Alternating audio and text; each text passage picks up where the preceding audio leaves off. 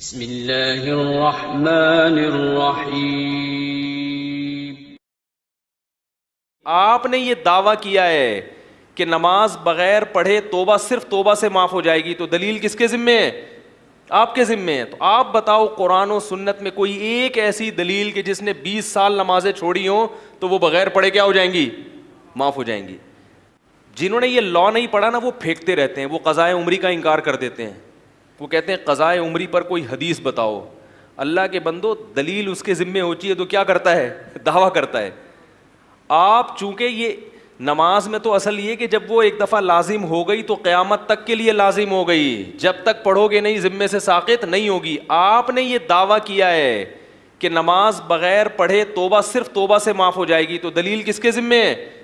आपके ज़िम्मे है। तो आप बताओ कुरान और सुन्नत में कोई एक ऐसी दलील कि जिसने 20 साल नमाजें छोड़ी हों तो वो बग़ैर पढ़े क्या हो जाएंगी?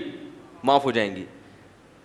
दईनुल्लाहि अहक़्क़ु अन युक़ज़ा, हदीस में आता है अल्लाह का कर्जा इस बात के ज़्यादा लायक है कि उसको अदा किया जाए। जैसे इंसानों का कर्जा महज तोबा से माफ़ नहीं होता, पैसे देने पड़ते हैं। वसीम भाई से आपने 1 करोड़ रुपए लिए, टाइम था 1 महीने बाद, 1 महीने बाद देते तो अदा कहलाता कि भाई टाइम पे अदा कर दिया। आपने डिले कर दिया, वसीम भाई तपे हुए हैं गुस्से में, यार 1 महीने का टाइम दिया था और अब तक इसने दिए नहीं।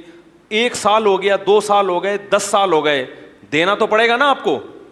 10 साल के बाद वसीम भाई कहीं आपको टकराए, उनकी आंखें लाल पीली गुस्से से, आपने सॉरी किया, उसने कहा चल इस सॉरी की वजह से मैंने तुझे माफ कर दिया, अल्लाह अब दे दे। आपने दूंगा तो अब भी नहीं।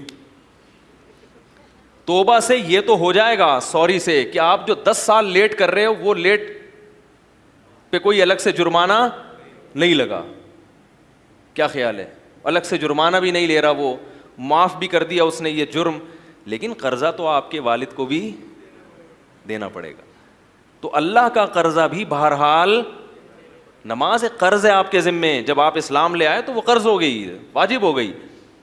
अब 20 साल के बाद क़ज़ाए उम्री अगर पढ़ रहे हो तो जुर्म कर रहे हो, जो वक्त पर पढ़ने की चीज़ थी टाल दी, तो इस जुर्म की सज़ा तो तोबा से माफ़ हो जाएगी, मगर वो कर्जा ज़िम्मे से साक़ित नहीं होगा। कर्जा रहना असल है, साक़ित होने का जो दावा करे वो मुद्दई है, उसके ज़िम्मे है कि वो कुरान और हदीस से कोई दलील पेश करे।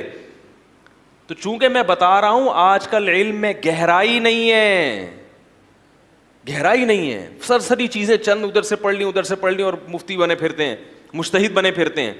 इसी वजह से चारों आइम्मा के नज़दीक क़ज़ाए उम्री वाजिब है।